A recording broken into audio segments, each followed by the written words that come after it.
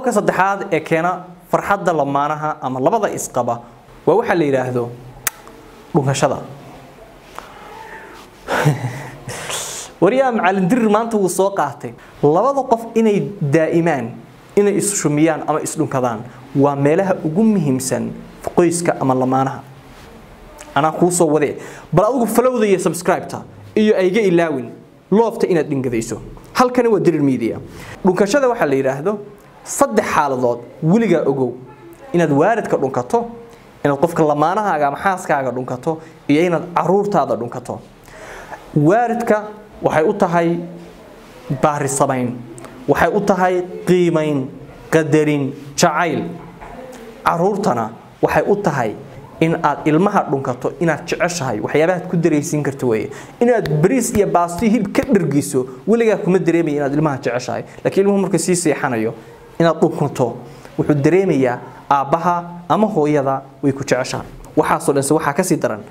in labada lamaanaha ay isshumiyaan ama ay isdhunkadaan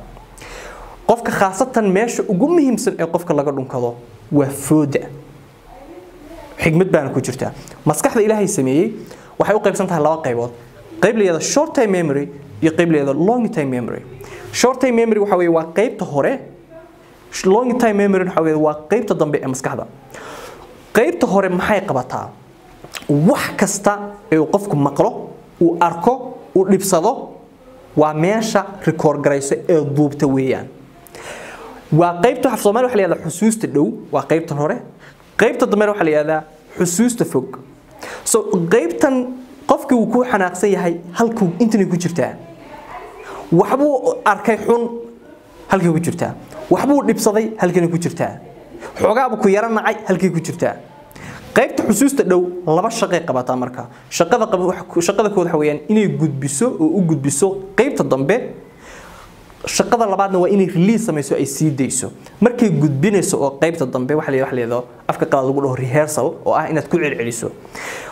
wixii halku galay hadii aad ku celceliso wixii ku celceliso xagga dambe u gudbiyaa waxaad xagga dambe u gudubto ma ilowday ciyaar lagu matsaale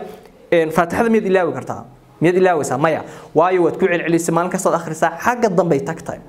wajiga waaridka ama wajiga ilmahaaga ama wajiga qofka lamaanahaaga miyad ilaawaysa maya waad aragtay haddana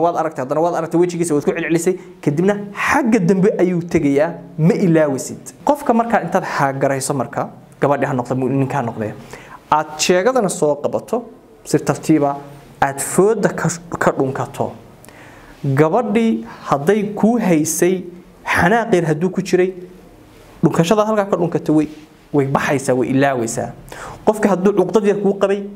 way baxaysaa way ilaawaysaa xitaa gabadhu haday ku jira xoogaa lacag iyo weydiyo xoogaa ninka dhib halka markaad ka dhunkato wow ilowdayba ninkii ay rabteen lacag weydiiso ilowdayba soo qofkani waxa dhici karta inuu xumaan yar ku qabo in yar ka xanaaqsan yahay in yar ka masiirsan yahay soo halkii ku jirta wali xagga dambe uma gudbin haddaad dhunkato oo halka ka shumiso wixii way ilaawaya qofkii way sii deynaysaa laakiin qofka waxa marmarka qaar way dhici kartaa inaad xumaan qofka u qabto in xagga dambe u gudbo qofka haduu ku xumeeyo haddana ku xumeeyo xumaanta aad u qabto way gudbaysaa long term memory ga tagaysaa xusuusta fog kadibna way adkaanaysaa inaad ka soo saarto oo qofka tusaale dhaawac u gaar qalbigiisa ama qalbiga ka jabay waxa dhici karta inay waqti dheer qaadato inaad daaweyso sababta ma garanaysaa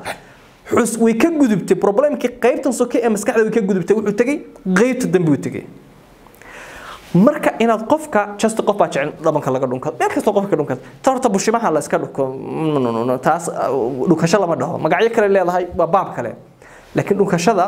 saxda waxa weeyaan waliba waxaan kuu sheegayaa sidee qofka u dhunkanaysa dir wuu waash war ustaadku wuu waash anu maanta i barayaa see qofka u dhunkanaysa waan ku baraya in yari dhigayso waxaad sameynaysaa sujuud oo kale qofka marka aad maxaan ku raahdaayay aad haagarayso idinkoo waliba taagan ama fadhiya halka markaad ka dhunkanayso marka horeysa bushimaha saaraysa fiiri bushimaha kuma adkeynaysid caadi baad u saaraysaa labadaada bushimood ma dhunkanaysid marka عبار بعد بشماعة كوهاين سا 10 سكن 20 سكن 30 سكن عبار بعد كوهاين سا إن ده أنا بتسوق بسنة سا cabaar markaad dhushimaha ku hayso ayaad markaa ka jiraysaa caadi ma aha baan ku yiri dhunkashadaas qofkaasi weligii ma ilaawayo wax kasta oo xumaan uu qalkan kuugu hayana waad ka tuurtay oo waad ka saartay jacaylkii kordhinaysaa isbarashadii kordhinaysaa farxadii kordhinaysaa caafimaadkii kordhinaysaa boqolaal faa'iido ayay leedahay ma sahlana marka arrinka ogow marka qodobka saddexaad halkan waa dirir media kala soco muuqaal xiiso leh oo noloshooda taabanaya fadlan ha iga ilaawin inaad dhingadayso subscribe to YouTube-ka iyo followdaba looftana de waa adigan kugu daayay la soco qodobka afraad ee keena farxadda lamaanaha isqaba